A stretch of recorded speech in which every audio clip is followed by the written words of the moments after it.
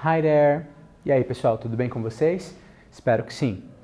Pessoal, então aí providenciem todo o material necessário para que a gente possa fazer a nossa aula de língua inglesa, né, com a maior comodidade possível. Não se esqueçam do dicionário, pode ser um dicionário físico ou mesmo um motor de tradução que vocês possam utilizar aí, como o Google Tradutor ou o Lingui, entre outros, né. Na aula de hoje, então, pessoal, nós vamos tratar, né, de voz passiva, né.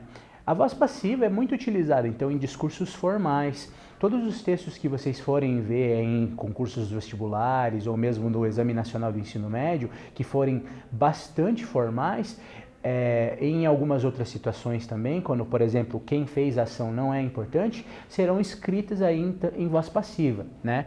E a gente também vai falar sobre como adquirir vocabulário por meio de textos e citações, como a gente aprende palavras novas através desses textos, então, tá ok? Então, olha só, pessoal, para a gente iniciar nossa aula, temos aqui duas perguntinhas para vocês baseadas nesse texto. Olha só.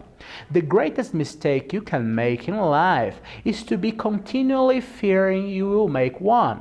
Albert Hubbard. Né? Então, o Albert Hubbard disse essa frase: o maior erro que você pode fazer na vida é estar continuamente temendo que você fará um. Né? Então, olha só, pessoal, baseado aqui nesse texto, nós temos perguntas para vocês aqui. Are you afraid of making mistakes? Você teme cometer erros, né? E how many mistakes do you usually make, né? Quantos erros você comete normalmente assim, né? Você é de cometer muitos erros, poucos erros, né? Vou dar um tempinho para que você responda essas questões e logo mais a gente volta com as expectativas de resposta.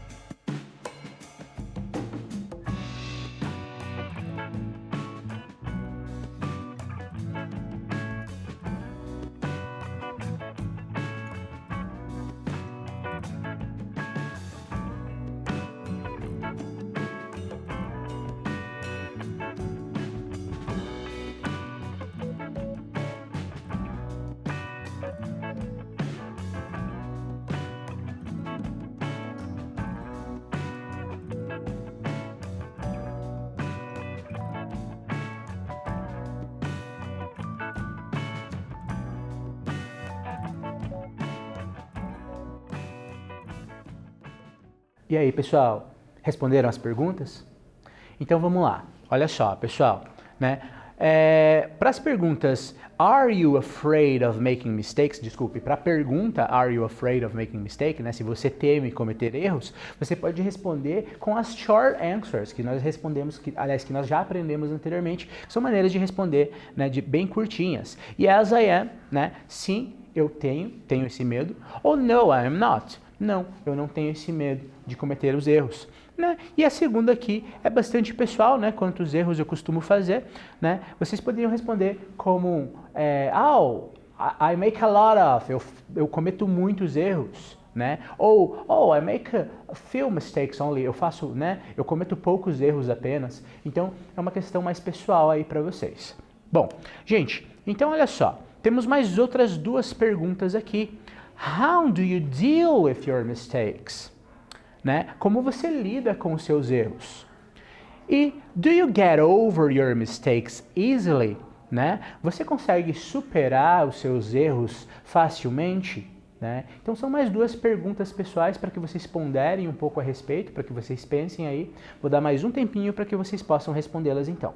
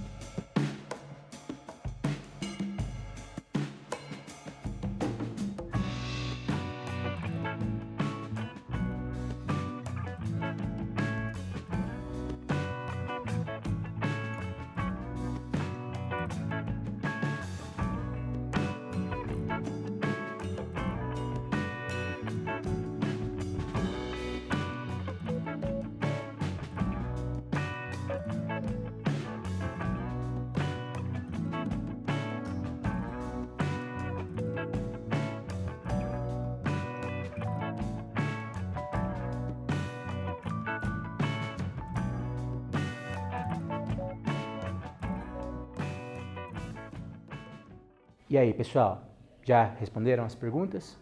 Vamos checar então as expectativas de resposta. Gente, para a primeira pergunta, how do you deal with your mistakes? Né? Vocês poderiam dizer, oh, I deal quite well, eu lido muito bem com eles, eu não tenho nenhum problema com relação a errar, né? Ou I don't deal well with them, eu não lido muito bem com os erros, eu fico me sentindo culpado, né? I feel guilty, né? Então, são respostas possíveis para essa terceira pergunta que nós temos aqui.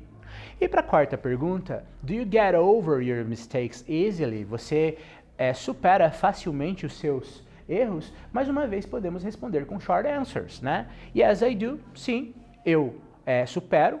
No, I don't. Não, eu não supero. Tá ok? Então, pessoal, olha só. Nós temos um texto aqui falando sobre os erros, então, que cometemos, né? Os erros que as pessoas cometem. A gente vai fazer a leitura e depois trabalhar aí com a compreensão desse texto. Olha só. Mistakes are made by us, but sometimes it's hard to remember that we are in the midst of them. They are avoided by us at all costs because the pain and price can be high. In fact, we're always going to make mistakes. So I think the most important thing is to focus in our intentions and moral compasses. We can try to do our best, but we will never be perfect. So we wonder to ourselves, how will we ever get over a mistake? We have to somehow pick the pieces after that painful reminder of our humanity and fallibility. We have to piece together our egos and deal with lots of emotions. Finally, we can always try to get back on the right track and move past the mistake. Pois bem, pessoal, esse texto aqui trata sobre como nós podemos ter, né, que atitude nós devemos ter com relação aos erros que nós cometemos na vida, né?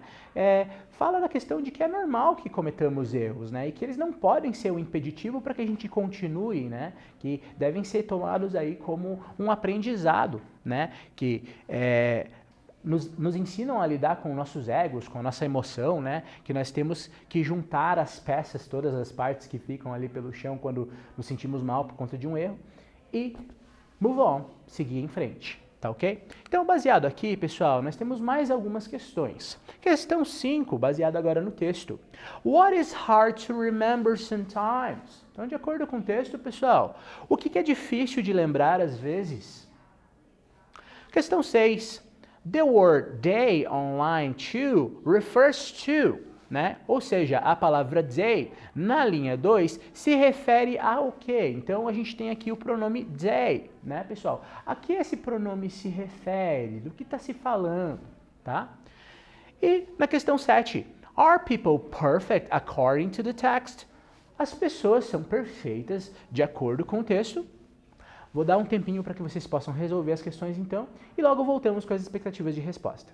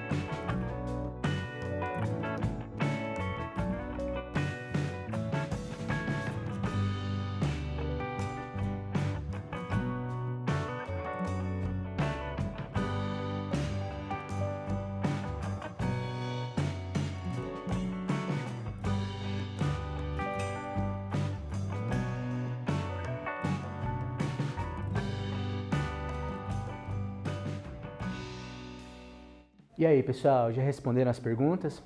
Vamos checar então essas respostas? Olha só, né? A pergunta 5 dizia ali, what is hard to remember sometimes? Então, de acordo com o texto que foi lido, o que é difícil de se lembrar às vezes, né? É difícil de se lembrar that we're in the midst of the mistakes, né? Que nós estamos no meio dos erros, que nós cometemos, de fato, erros ao tempo todo, né? Creio até que tenha uma mensagem aqui com relação a você superar os erros, né, pessoal? E na sexta aqui, the word day on line 2 refers to, né? A palavra day na linha 2 refere-se ao quê? Mistakes. Mistakes é a resposta, né? Erros, né? Então se refere, day se refere às palavras, a palavra mistake, né? Na questão 7, are people perfect according to the text? As pessoas são perfeitas de acordo com o texto, pessoal? Não, né? No, they aren't. Então, mais uma short answer que nós podemos utilizar aqui para responder essa pergunta. Não, as pessoas não são perfeitas, né? E os erros devem ser vistos, então, como uma maneira de aprender e se superar e melhorar a cada dia, né? Então, olha só, pessoal. Check these two sentences from the text. Dê uma olhada nessas duas sentenças retiradas do texto.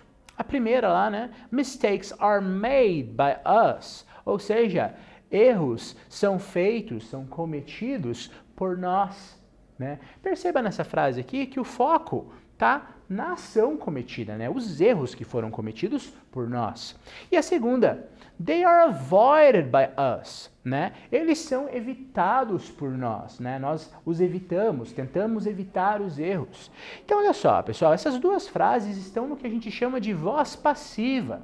E a voz passiva é usada quando o foco está na ação, quando não se sabe quem foi o autor da ação ou é preferível não mencioná-lo. Pessoal, voz passiva é um elemento aí utilizado muito em textos formais, mas também nas seguintes situações. Digamos que eu seja um jornalista escrevendo uma matéria sobre algum assunto e eu não posso revelar a minha fonte, eu não posso revelar a pessoa que me disse. Vou utilizar a voz passiva, né, dando foco na ação, sem mencionar quem me disse, né, falando simplesmente do que aconteceu. Né? Textos formais também, né, pessoal? Ou mesmo quando é irrelevante falar quem fez a ação. Por exemplo, que eu quero dizer que as uvas são cultivadas no Rio Grande do Sul, né? Grapes are grown in Rio Grande do Sul. Ué, quem cultivou as uvas não é importante, não é tão relevante. Eu não preciso dizer. Tá ok? Então, nesses contextos aí é importante utilizar a voz passiva. Gente, a voz passiva se estrutura da seguinte maneira, né? Nós temos aqui a frase na voz ativa, we make mistakes, né? Que é formada pelo sujeito, o subject, o main verb, o verbo principal, e o object da ação. Então, nós é o sujeito, fazemos, né? Cometemos é o verbo principal, e erros é o objeto. Na voz passiva, existe uma reestruturação dessa frase. O foco narrativo, então, vai para o objeto. Então, ele se transforma um novo sujeito da frase na voz passiva, né? Mistakes are made by us. Olha só, o objeto vira o sujeito, temos que fazer a inclusão do verbo to be, que sempre vai concordar com o tempo verbal original da frase. No caso aqui, a frase está no presente, o verbo to be também deverá estar no tempo presente, né? O verbo principal aqui do presente vai para o passado, made, né? Sempre acompanhando o particípio passado. E aqui é opcional você colocar ou não o agente da passiva, né? No caso, by us, por nós. Erros são cometidos por nós, tá ok? Então, é dessa maneira que se estrutura a voz passiva. Temos que lembrar que todos os tempos verbais, né, pessoal, que são aí a maneira como você estrutura a frase para entregar uma mensagem, para falar se é um fato, se é uma narração do evento do passado, ou enfim, né, que eles também são transpostos para a voz passiva e o verbo to be aqui sempre vai acompanhar, né, esse tempo verbal original aí, tá ok? Então, olha só, pessoal. Olha, pessoal, então aqui temos outros exemplos de frases na voz passiva para poder reforçar aí o conhecimento da gente a respeito do assunto. Olha só, né? I made big mistakes in the past. Eu fiz grandes erros no passado. Quando transformado em voz passiva, fica big mistakes were made by me in the past. Percebam então, o foco narrativo passa, né, da pessoa que cometeu os erros, para a ação, né? Você tem o verbo to be obedecendo o tempo verbal aqui, né? I made, então work é passado simples, e nós temos aqui, né, o particípio passado do verbo made, né, que também é conforme a gente viu ali na estrutura, né? By me in the past. Então, grandes erros foram cometidos por mim no passado. O mesmo ocorre com as frases aqui abaixo, né? Luis can solve all the problems, né? O Luis pode resolver todos os problemas, se transforma em all the problems can be solved by Luis. Todos os problemas podem ser resolvidos pelo Luis, né? Então, olha só. Na terceira questão, exemplo, temos aqui she makes the same mistake, né? Então, ela comete o mesmo erro. The same mistake is made by her, né? O mesmo erro é cometido por ela. Vamos então agora, pessoal, praticar o nosso conhecimento com uma atividade. Match the passive voice, né? Relacione a voz passiva. Temos frases aqui, então, na voz ativa, tá? Que devem ser transformadas, então, na voz passiva, e vocês marcarão aqui, né, de acordo com a correspondência, qual é a voz passiva de cada uma dessas frases na voz ativa. A primeira é, I should tell my problems, né? Eu deveria contar os meus problemas. A segunda aqui, letra B, Kelly can help her friends. A Kelly pode ajudar seus amigos. A terceira, né, letra C, Dennis read self-help books, né? Dennis leu livros de autoajuda. Lembre-se, pessoal, que o verbo read, ele é um verbo irregular, né? A única coisa que modifica entre presente e passado é a pronúncia. Read, presente, read, passado. E aqui, na letra D, Dennis reads self-help books, né? O Dennis lê livros de autoajuda. Nessa frase aqui, há a mensagem de que ele sempre lê, de que isso é uma rotina. Eu vou dar algum tempo para que vocês resolvam as questões, então, e a gente já volta já com as respostas.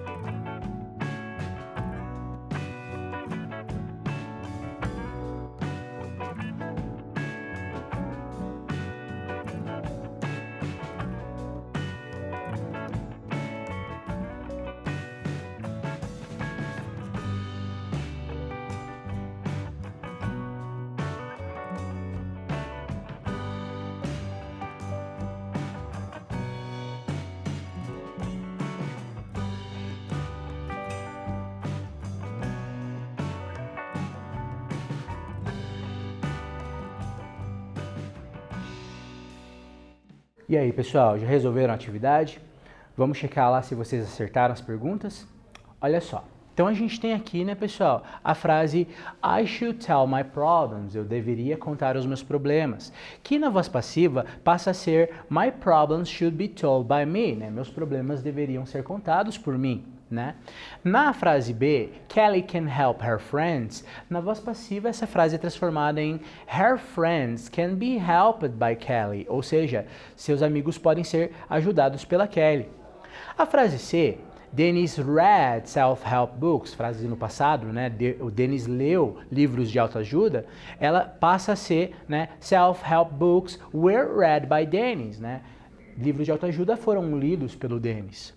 E finalmente aqui, né, gente, Dennis reads self-help books, que é uma frase que indica que ele sempre lê. Os livros de autoajuda passa a ser self-help books are read by Dennis, né? Livros de autoajuda são lidos pelo Dennis, ok? Então percebam, né, gente, você muda o foco narrativo de quem cometeu a ação para quem, né, para o objeto da ação, né? E deve sempre se colocar o verbo to be, respeitando o tempo verbal original da frase, mais o verbo no particípio passado. Assim a gente passa as frases para a voz passiva, tá ok? Gente, temos uma outra atividade aqui, tá?